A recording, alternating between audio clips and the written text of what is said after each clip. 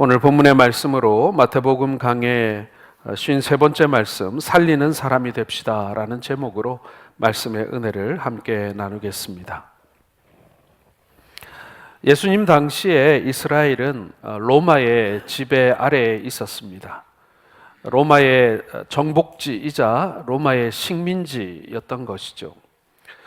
로마에서는 총독을 파송해서 이스라엘 땅, 팔레스틴 지역을 다스리기도 했는데 좀 보다 효과적으로 나라를 통치하기 위해서 분봉왕이라고 불리는 헤롯을 왕으로 세우게 됩니다. 하지만 실질적인 통치자는 총독 빌라도였던 것이죠. 빌라도는 로마에서 파송된 제4대 유대 지역 총독이었습니다. 그는 천성적으로 고집불통이었고 잔인한 사람이었다라고 전해지고 있습니다. 그러나 이 막강한 권력을 가지고 있었던 이 빌라도 총독 역시도 그 당시 대중이었던 이 유대인들의 의견을 완전히 무시하기는 어려웠습니다. 왜냐하면 그들의 눈밖에 나거나 또 이들을 자극하게 되면 이 유대 지역은 아주 잦은 폭동이 일어났던 곳이기 때문에 폭동이 일어나게 되면 로마에 있는 그 황제와 지도부에게는 자신이 무능하게 보일 수도 있다는 생각에 백성들을 어떻게든지 좀 자극하지 않고 그들의 말을 적당히 들어주면서 달래려고 했다. 이렇게 그의 정치적 태도를 볼 수가 있습니다. 일예로 어느 날 이 빌라도 총독이 황제에게 잘 보이려고 이 가이사의 얼굴 형상이 그려진 깃발, 군대가 이제 전쟁 나갈 때 들고 가는 군기 있지 않습니까? 그 군기를 밤에 몰래 예루살렘에 들여와서 그 총독이 주둔하고 있는 곳에 이렇게 꽂아 놓게 됩니다. 그런데 이게 유대인들의 입장에서 보자면 이 제2계명을 어기는 거잖아요. 그래서 유대인들이 뭐 폭동을 일으키려고 하고 강력하게 항의를 하니까 여론이 자신에게 좋지 않게 돌아가는 것을 보고 빌라도가 어쩔 수 없이 자존심을 접고 그 깃발을 내렸다라고 하는 그런 기록이 있습니다. 눈치를 볼 수밖에 없는 그런 사람이었다는 것이죠. 여러분, 그 당시 이스라엘을 지배하는 시대 정신은 유대교였습니다. 과거 우리나라가 고려시대 때는 불교, 그리고 조선시대 때는 유교가 시대를 지배하는 정신이었듯이 그 당시 이스라엘을 지배하는 정신은 바로 이 유대교였다는 것이죠. 유대교 지도자들은 여론을 만들어내는 여론의 주도층이었습니다. 그들의 여론에 따라서 이 분봉왕이 됐던 아니면 총독이 되었던 그 땅을 이렇게 다스리는 정책과 그리고 어떤 정치 방향이 이렇게 결정이 되는 그런 시대였다는 것이죠. 그런데 여러분, 이 유대교를 우리가 하나의 유대교다 이렇게 보기는 좀 또 어렵습니다. 이 유대교 안에도 여러 분파가 있었다는 것이죠. 대표적인 분파가 우리가 잘 알고 있는 바리새인들과 사두개파 사람들이었습니다. 이 사람들은 사내들인 공회의 그 회원을 구성하는 그런 사람들이었는데 지금으로 말하면 그 당시에 국회의원과 같은 그런 역할을 하는 사람들이었습니다. 그 중에 바리새파는 하나님의 예정을 믿는 사람들이나 이 사두개파는 하나님의 예정을 부인하는 인간의 자유의지를 강조하는 그런 사람들이었습니다. 바리새파는 인간의 영혼 불멸과 육체의 부활을 믿은 반면에 사두개파는 이 부활을 부인합니다. 그래서 이 땅에 살다가 죽으면 그걸로 끝이다 이렇게 생각하던 사람들이 이 사두개파 사람들이었습니다. 바리새파 사람들은 천사와 악마의 존재를 믿었지만 사두개파는 그런 거 없다라고 했고요. 바리새파는 구약과 구전으로 전해져 오는 미시나를 인정했지만 사두개파는 모세 오경만을 유일한 경전으로 믿었습니다.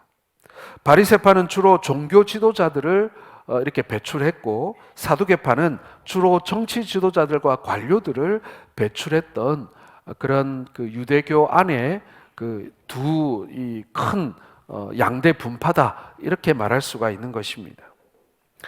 그런데 이 사람들만 있었던 건 아니에요. 바리새인들과 사두개 사람들만 있었던 게 아니라 이 에세네파 사람들이라는 사람들이 있었습니다. 에세네파는 아주 보수적인 사람들이었는데요.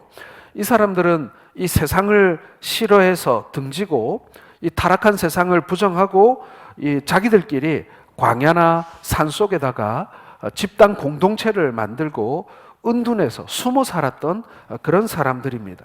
대표적인 이 공동체가 쿰란 공동체라고 하는데요. 여러분들이 성지순례를 가보시면은 그 사해 사본이라고 성경 두루마리가 발견된 그런 그 광야 한가운데 있는 그 동굴 지역을 방문하게 됩니다. 그 지역 가보면은 아무것도 없이 아주 광야 한 구석에 있는 그런 외진 곳인데 그곳에 공동체를 이루고 매일마다 목욕하고 매일마다 예배하면서 성경을 필사했던 사람들이 바로 이 에세네파 사람들인 것이죠. 이 사람들은 결혼도 하지 않고 육식도 하지 않고 아주 금욕적인 그런 생활을 했던 그런 사람들이다라는 것입니다. 그리고 또 한편으로는 이 헤롯 땅이라는 사람들도 있었습니다. 여러분 헤롯 땅 많이 들어보셨죠? 이 사람들은요, 이 헤롯 왕에게 아부하면서 세속적인 권력을 누리는 그런 사람들이었습니다. 기회주의자들이었고, 그리고 아주 권력지향적인 사람들이었는데, 이 헤롯 땅은 비유하자면 일제시대 때 친일파 같은 그런 사람들이었다. 이렇게 보시면 될 것 같습니다.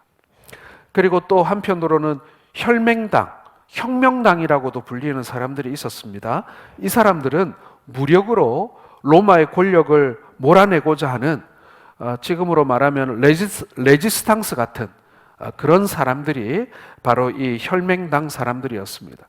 로마인들 혹은 이 헤롯 땅 사람들을 대상으로 이 테러도 일으키고 그 폭동도 일으키고 또 밀란도 일으키는 사람들이 바로 이 주로 이 혁명당, 혈맹당 사람들이었다. 이렇게 볼 수 있습니다.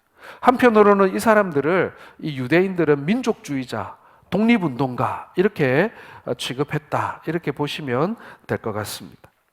바리새파 사람들, 사두개파 사람들, 에세네파 사람들, 헤롯 땅 사람들, 혈맹당 사람들, 자, 이런 세력들이 서로 힘을 차지하기 위해서 나름대로 이 정치적인 다툼을 하며 밀고 당기고 있었던 그런 시대였다라는 것입니다. 그런데 어느 날 정말 요즘 말로 듣보잡이죠. 아주 시골에 살던 목수의 아들인 예수께서 이 갈릴리에 나타나서 하나님 나라를 가르치고 수많은 병자들을 고치는 이적을 베푸십니다. 그러자 힘의 판도가 바뀌기 시작한 거예요. 수많은 사람들이 예수님을 따르기 시작한 것입니다.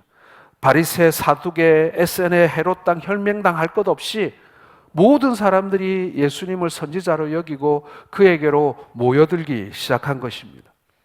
그러니 여러분, 예수님은요, 그 당시 유대교를 이루고 있던, 아니 이 유대 사회를 구성하고 있던 수많은 정치적인 그리고 이해관계가 다른 그런 여러 분파의 사람들이 주목하는 사람, 견제하는 사람, 그리고 어떻게든지 끌어내리고 싶은 그러한 대상이 바로 예수님이었다라는 것입니다. 그들이 보기에는 새로운 정치 세력이 등장한 것이었던 것이죠. 이것에 가장 민감한 반응을 보였던 사람들은 역시 바리새파 사람들이었습니다. 그들은 자신들이 누리고 있던 종교적 인기를 예수님이 빼앗아가고 있다라고 느꼈습니다. 그래서 그들은 자신들의 기득권을 지키기 위해서 어떻게 하면 예수님을 죽일까를 고민하게 되는 것이죠. 예수님을 예의주시하여 그들은 관찰했습니다. 그러다가 예수님의 제자들이 안식일에 밀 이삭을 잘라 먹는 것을 보고 비난하기 시작했습니다. 안식일을 어겼다는 것이죠. 이에 예수님은 명쾌한 논리와 권위 있는 말씀으로 이 안식일의 본질을 설명해 주십니다. 사람이 안식일을 위해 있는 것이 아니라 안식일이 사람을 위해 있다라고 말씀하십니다. 그리고 예수님이 그 안식일의 주인이라고 선언하신 것이죠. 그들은 예수님의 이 명쾌한 논리와 권위 있는 말씀에 굴복할 수밖에 없었고 자존심이 상할 수밖에 없었습니다. 예수님을 창피 주려 했다가 도리어 자신들이 많은 백성들 앞에서 창피를 당하게 된 것이니까요. 그래서 더욱더 예수님을 주의 깊게 감시하고 뭐든지 꼬투리 하나 잡으려고 지켜보고 있었던 것입니다. 그런데 여러분, 지난번에는 밀밭에서 일어난 사건, 이것은 어떻게 보면은 예수님이 직접 저지른 잘못이라기보다는 제자들이 한 것이었기 때문에 좀 간접적인 책임을 예수님께 물었다면, 오늘 우리가 읽었던 이 본문에는요, 예수님을 제거할 결정적인 단서가 나타나고 있습니다. 바로 안식일에 손 마른 사람을 예수님께서 고쳐주신 사건인 것입니다. 여러분, 우리는요, 이 사건을 보면서 손 마른 사람의 손을 고쳐주셨다에 포커스가 있지만, 유대인들은요, 안식일에 여기에 포커스가 있는 것입니다. 예수님이 안식일에 일을 하셨다, 하지 말아야 될 걸 했다에 맞춰져 있는 것입니다. 유대인들에게 이 안식일은 굉장히 중요한 문제였습니다. 우리가 생각하는 그 상상 이상의 문제였다라는 것입니다. 이 안식일 문제로 잘못 걸리면 한순간에 모든 것을 다 잃어버릴 수도 있었습니다. 유대 사회에서 쫓겨날 뿐만 아니라 심지어는 돌에 맞아 죽을 수도 있는 것이 바로 이 안식일 문제였다라는 것이죠. 이렇게 예수님을 무너뜨리기 위해서 호시탐탐 기회를 노리고 있던 이들에게 이 결정적인 단서가 주어진 것입니다. 이거다 하고 붙잡은 거예요. 안식일에 손 마른 사람을 고쳐준 이 사건이 예수님을 일거에 무너뜨릴 수 있는 이 바리새인들의 결정적인 무기가 된 것입니다. 자, 오늘은 여러분, 이 본문의 말씀을 통해서요, 살리려는 사람과 죽이려는 사람의 차이를 살펴보고자 합니다. 여러분, 제목만 보셔도 아시겠지만은 살리려는 사람은 누구이겠습니까? 예수님이지요. 죽이려는 사람은 누구이겠습니까? 유대인들, 바리새파 사람들이었겠죠. 자, 오늘 이 사람들의 이 입장의 차이를 보면서 하나님을 믿는 자로 우리는 어떻게 살아야 하는지를 함께 살펴보고자 합니다.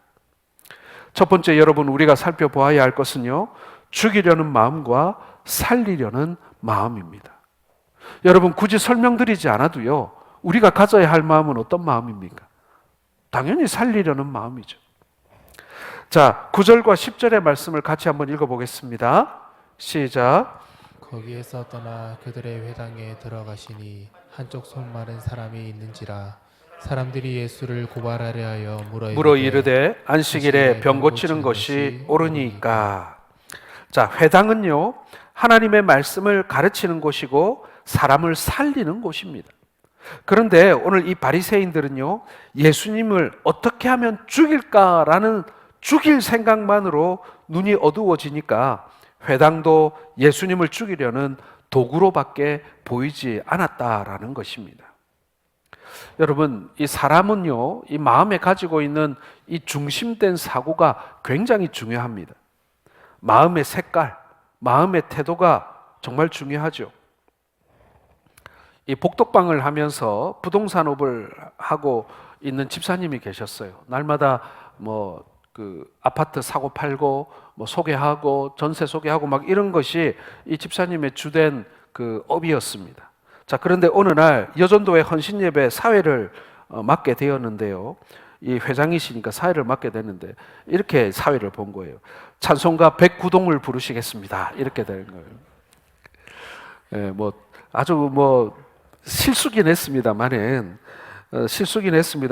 이 집사님 머릿속에는 지금 온통 지금 아파트 사고 파는 일들이 머릿속에 그득하니까 찬송가도 이제 109동이 되는 것이죠. 자신도 모르게 그런 말이 튀어나오는 것입니다. 자, 지금 회당 안에 바리새인들이 마치 그런 모양새입니다. 때마침 이 한쪽 손이 마른 사람이 들어왔습니다. 오늘 이 성경에 보게 되면 한쪽 손 마른 사람이라고 돼 있죠. 그런데 누가복음에 보면요, 이 사람의 오른손이 장애가 있다 이렇게 설명하고 있습니다. 누가복음의 누가가 오른손을 강조한 것을 보면요, 여러분, 왼손에 장애가 있는 것이 불편하겠습니까? 오른손에 장애가 있는 게 불편하겠습니까? 아마도 오른손이 훨씬 불편하지 않았겠어요? 아마 이 사람은 자신의 그런 장애를 고치기 위해서 백방으로 노력했을 것입니다. 아마 태어나면서부터 장애를 가지고 태어났는지, 아니면 뭔가 일을 하다가 사고가 나서 한쪽 손이 말랐는지는 잘 모르겠습니다만은, 그러나 아마도 그 손을 고쳐보려고 노력하지 않았겠습니까? 그러나 아무 소용이 없었어요. 이 사람은 불쌍한 사람이었습니다. 힘없는 사람이었습니다. 도와주어야 하는 그런 사람이었습니다. 사랑과 긍휼을 베풀어야 할 사람이었던 것이죠. 여러분, 우리가 잘 구분해야 합니다. 어떤 사람은요, 스스로 노력하지 않음으로 인해서 어려움을 당하는 사람들이 있습니다. 그런 사람들은 어떻게든지 스스로 일어나도록, 자립하도록, 그리고 다시금 삶의 의욕을 가질 수 있도록 그런 방향으로 그 사람은 도와야 되는 그런 것이죠. 그래서 때로는 뭔가 도움을 주는 방법이 달라야 됩니다. 그저 먹을 것, 마실 것만 무조건 주는 방법이 아니라 그 사람이 일할 수 있도록 어떻게 보면 등을 좀 떠밀어주고 뭐 이렇게 좀 격려해주고 그런 방법이 동원돼야 되겠죠. 그러나 이런 장애를 가진 사람들이나 병든 사람은 얘기가 다릅니다. 이 장애라는 것이 내년에는 나아지고 내후년에는 나아지는 것이 아니잖아요. 아마도 그 사람이 죽을 때까지 그 장애를 가지고 어렵고 힘들고 고통스럽게 살아야 되는 사람에게는 뭐 더 열심히 살아라 뭐 이런 얘기보다는 어떻게든지 그 사람이 필요한 것들을 도와주는 그런 방식이 필요하지 않겠습니까? 자, 오늘 예수님께서 이 불쌍한 사람, 마땅히 도와주어야 할 사람을 지금 바라보고 계십니다. 자, 그런데 바리새인들은요, 이 손 마른 사람을 예수님을 고소하기 위한 미끼로 이용하는 것입니다.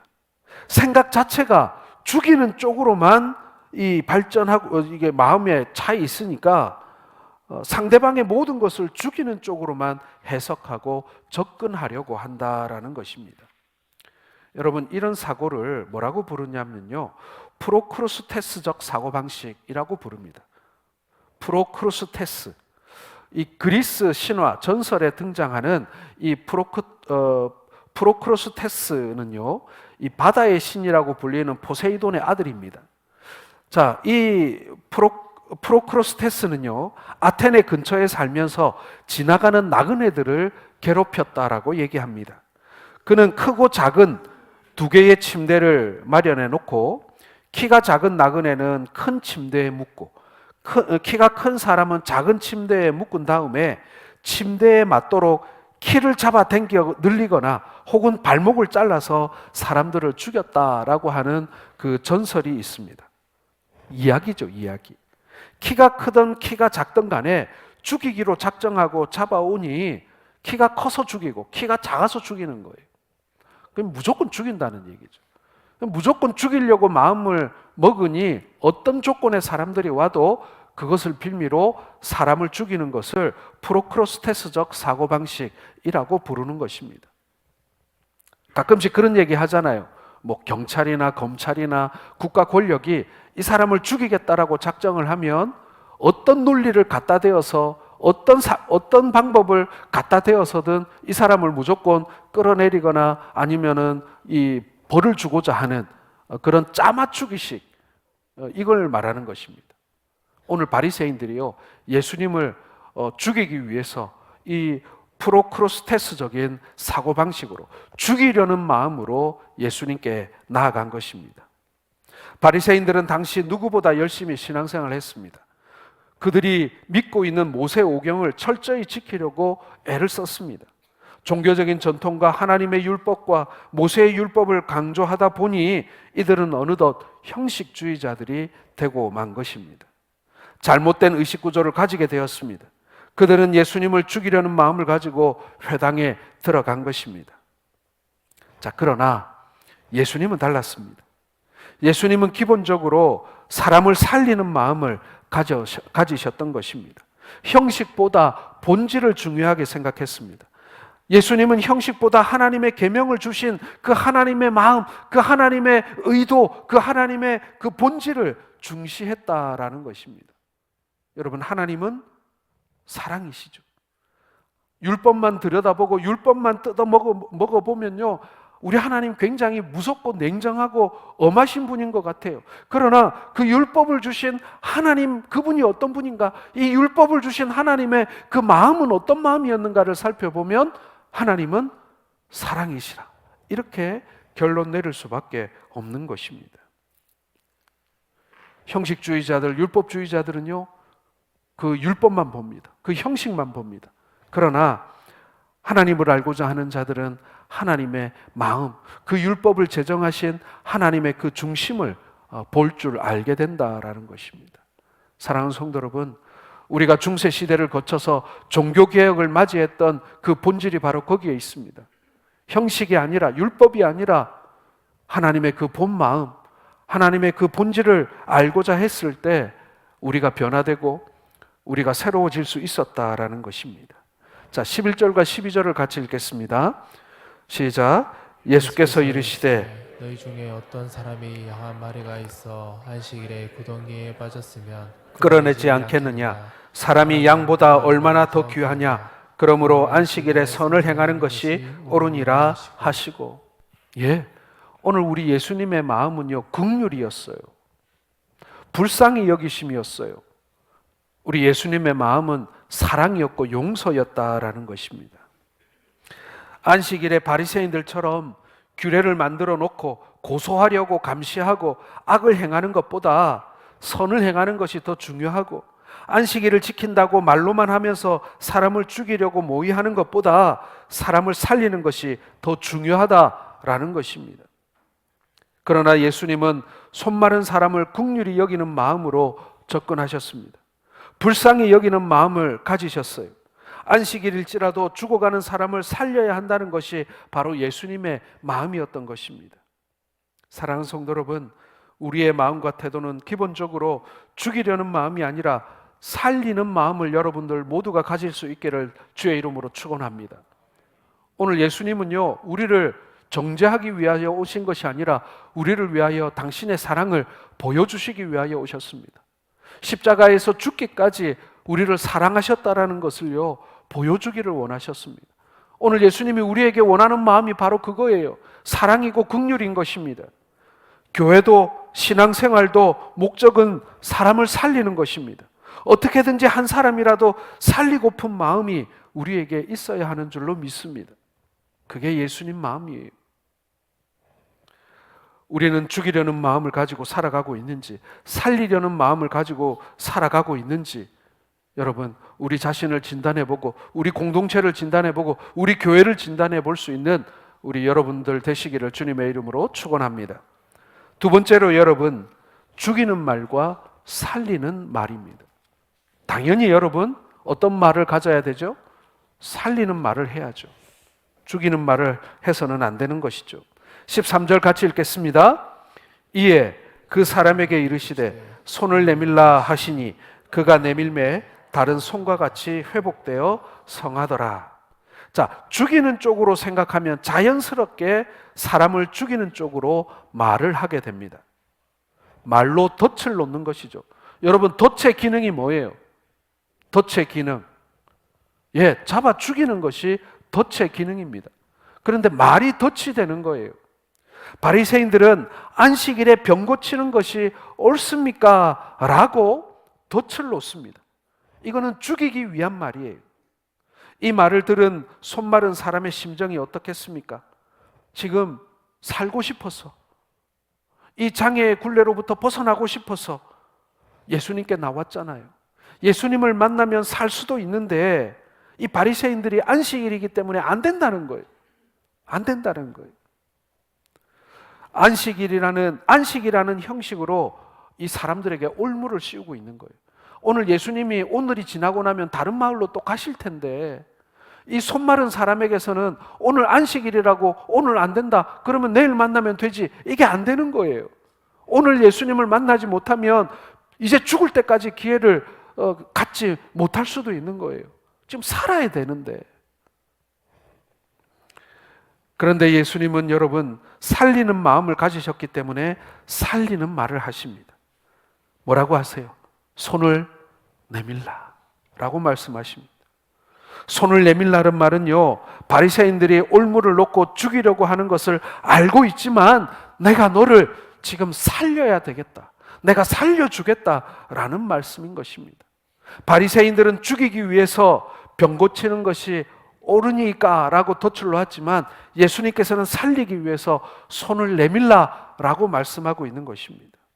도와주시는 말씀, 살려주시는 말씀, 생명 주시는 말씀인 것입니다.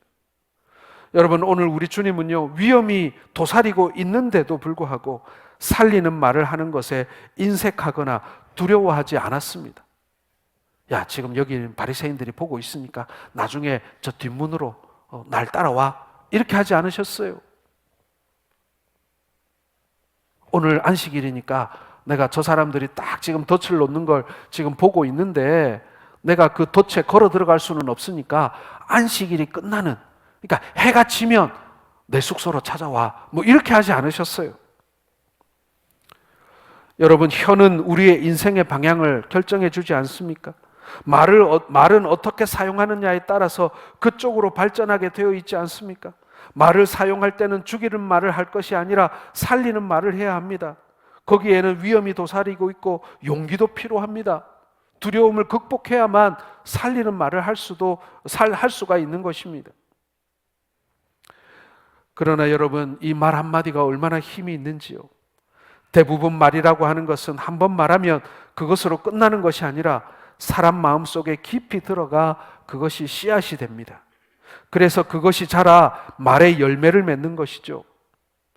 행동보다 말 한마디가 우리에게 오래 남을 수 있습니다. 여러분, 죽이는 말도 씨가 되고 살리는 말도 씨가 됩니다. 죽이는 말 한마디가, 여러분들이 무심코 던지는 그 죽이는 말 한마디가 어떤 사람 마음속에는 그것이 탁 박혀가지고요, 그것이 씨앗이 돼가지고요, 그것이 마음속에서 이 고통이 되고 그리고 원망이 되고 저주가 되고 이렇게 자라게 되는 거예요. 반대로 여러분, 살리는 말 한마디가요, 그 마음속에 딱 박혀서 그 마음속에서 씨를 틔우게 되면요, 그 사람의 인생을 바꿔놓을 수 있어요. 그리고 그것이 자라서 그 사람이 생명 전하는 사람이 될 수도 있는 거예요. 그러니 여러분, 우리의 말 한마디가 얼마나 중요한지요. 잠언 18장 21절을 같이 한번 읽어보겠습니다. 시작. 죽고 사는 것이 혀의 힘에 달렸나니 혀를 쓰기 좋아하는 자는 혀의 열매를 먹으리라. 여러분, 이 말씀 이해하시겠습니까? 얼마나 말이 중요한지, 중요한 것인지 말씀해주고 있는 것 아니겠어요? 오늘 이 시대는 너무 죽이는 말이 난무합니다. 우리는 살리는 말을 해야 합니다. 저는요, 9시 뉴스 한번 딱 보고 나면요, 마음이 막 너무 무겁고 힘들고 그래요. 뉴스에 살리는 말이 나오지 않잖아요. 서로 죽이려는 말들만 난무하는 것이 요즘의 뉴스입니다. 그래서 그런 뉴스를 보고 나면요, 마음이 너무 무겁고 힘이 들어요. 미국의 심리학자인 세드 햄스테드라고 하는 박사님은 우리 인간은 하루에 5만에서 6만 개의 생각을 한다고 합니다. 서로 다른 생각을 한 5, 6만 개 한다는 거예요. 그런데 그 가운데 75%는 부정적인 생각이고 25%는 긍정적인 생각이라는 것입니다. 여러분, 우리가 이 땅을 힘들게 살아가는 사람들이다 보니 우리의 마음속에는 이 긍정적인 생각보다 부정적인 생각이 더 많이 든다고 합니다. 그래서 저도 한번 생각을 해봤어요. 그런가? 그렇게 생각을 해보니 저도 긍정적인 생각보다는 부정적인 생각을 좀 많이 하는 것 같다는 생각이 듭니다. 무슨 말이겠습니까, 여러분? 우리가 아무 생각 없이 하고 싶은 말을 다 쏟아내고 다닌다면요, 75%는 부정적인 이야기들을 내뱉고 다닌다라는 것입니다. 긍정적인 말 25% 하면 좋겠지만 사실은 어떤 사람들은 그것이 습관이 되어가지고 입만 열면 불평하고 입만 열면 원망하는 그런 말을 하는 사람들도 없지 않아 있다라는 것입니다. 한번 나 자신을 한번 생각해 보세요. 나는 긍정적인 말을 많이 하는 사람인가, 아니면 부정적인 말을 많이 하는 사람인가? 아마도 우리가 자신 있게 나는 긍정적인 말을 많이 하는 사람이다, 여러분, 그렇게 생각하기는 쉽지 않을 것 같습니다. 상처 많이 주고 힘들게 하는 사람들의 특징이 뭐냐면요, 하고 싶은 말 다 하는 사람들입니다. 정말 이기적이고 정말 파괴적인 거예요. 여러분, 나는 하고 싶은 말 참지 못한다, 나는 다 하고 살아야 된다, 그건요 정말 너무 이기적인 거예요. 그 부정적인 말들이 얼마나 많은 사람들에게 상처를 주고 그리고 파괴적인 일들을 만들어내는지. 인간의 생각은 관리하지 않고 가만히 놓아두면요, 누구나 다, 저와 여러분 누구나 다 부정적인 방향으로 기울 수밖에 없습니다. 왜요? 부정적인 생각을 훨씬 더 많이 하기 때문에. 사람들은 부정적인 말은 오래 할 수 있지만 긍정적인 말은 오래 못한다고 얘기합니다. 긍정적인 말은 좋은 말이기는 하지만 곧 지루해지고 힘들어진다고 해요. 그러나 부정적인 말을 하면요, 시간 가는 줄 모르고 남의 뒷담화는 정말 오래 합니다. 그렇죠? 시간을 한번 재보실 수 있기를 바랍니다. 재보면 아마도 남 얘기는 훨씬 더 많이 할 것 같아요. 그렇기 때문에 여러분, 긍정적인 말을 많이 하기 위해서는요, 부단한 노력이 필요하다라는 것입니다. 생각을 긍정적인 생각을 많이 할 수 있도록 노력해야 하고요. 사람을 보는 시각을 긍정적인 시각으로 바꾸려고 노력해야 합니다. 뭐겠어요, 여러분? 다른 사람을 볼 때 뭐 꼬투리 잡을까, 뭐 싫어 보이는 거, 그런 거 말고 좋은 면만 보려고 노력하는 것이 바로 그러한 노력입니다. 이제부터는 격려의 말, 칭찬의 말, 용기를 주는 말, 희망을 주는 말, 긍정적인 말, 적극적인 말을 여러분 많이 하실 수 있기를 주님의 이름으로 축원합니다. 이것이 살리는 말이기 때문에 그런 거예요.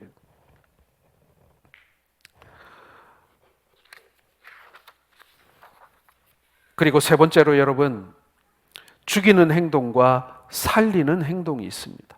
당연히 살리는 행동을 해야 되겠죠. 자, 14절, 15절을 같이 읽겠습니다. 바리새인들이 나가서 어떻게 하여 예수를 죽일까 의논하거늘 예수께서 아시고 거기를 떠나가시니 많은 사람이 따르는지라 예수께서 그들의 병을 다 고치시고. 여러분, 사람이 죽이는 마음을 가지면 죽이는 말이 나오고요, 죽이는 마음과 말을 하다 보면 행동 역시도 죽이는 쪽으로 발전하게 되어 있습니다. 오늘 바리새인들은 마음이 잘못되니까 말이 죽이는 말을 하게 되고 행동 역시도 죽이는 행동을 이제 구체적으로 실행하게 됩니다. 이들은 송사를 하기 위해서 은밀하게 예수님이 하는 행동을 엿보다가 죽일 계획을 세우는 것이죠.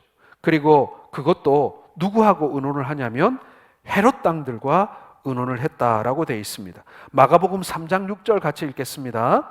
시작. 바리새인들이 나가서 곧 헤롯 당과 함께 어떻게 하여 예수를 죽일까 의논하니라.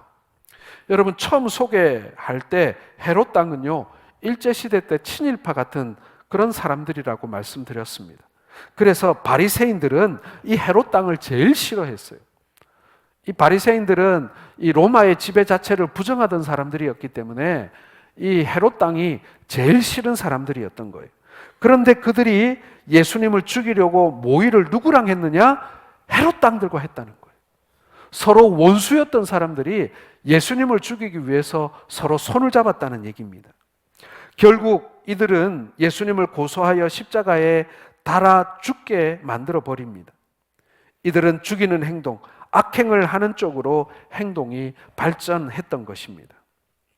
그러나 여러분, 사람을 살리기 위해 오신 예수님은 그들의 계획을 다 아시고 자신에게 위협이 다가오는 것을 알면서도 안식일에 손 마른 사람을 고쳐주셨습니다. 살리는 행동을 하신 것이죠. 그리고 나중에는 십자가에 달려 죽기까지 하십니다. 뭐 때문에요? 우리를 살리시기 위해서. 오늘 예수님은요, 살리기 위한 구체적인 행동을 실행하신 분이십니다. 말로만 살아라, 말로만 잘 되라, 그렇게 말씀하신 것이 아니라 직접 당신이 하실 수 있는 행동을 실천에 옮기신 것입니다. 여러분, 죽이는 생각, 죽이는 말, 죽이는 행동을 한 바리새인들은 어떻게 되었습니까? 자신들이 목적한 대로 수많은 군중들이 따랐습니까? 아닙니다. 오히려 자신을 죽이려는 바리새인들 앞에서 살리려는 생각, 살리려는 말, 살리려는 행동을 하신 예수님을 수많은 사람들이 따르고 믿고 그리고 메시아임을 사람들이 알게 되는 것 아니겠습니까? 누가 그 바리새인들의 선생의 이름을 기억하며 그들의 지도자를 기억하겠습니까? 그들은 죽이는 사람이었으니까요. 그들은 죽이는 말과 죽이는 행동을 했으니 도리어 비난받는 대표적인 사람들로 이 바리새인들. 절대로 여러분 바리새인이라는 말이 사실은 원뜻으로 보자면 나쁜 뜻은 아닙니다만은 예수님을 팔아넘긴 사람, 예수님을 죽인 그런 아주 부정적인 의미로 이 바리새인들이라는 말을 하게 됩니다.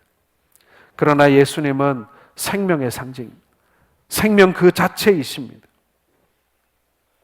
15절에도 보면 예수께서 아시고 거기를 떠나가시니 많은 사람들이 따랐다라고 되어 있습니다. 여러분 지금 많은 사람들이 회당에서 이 바리새인들의 말도 듣고 그리고 예수님의 말도 듣고 예수님이 하신 것을 다 보았어요.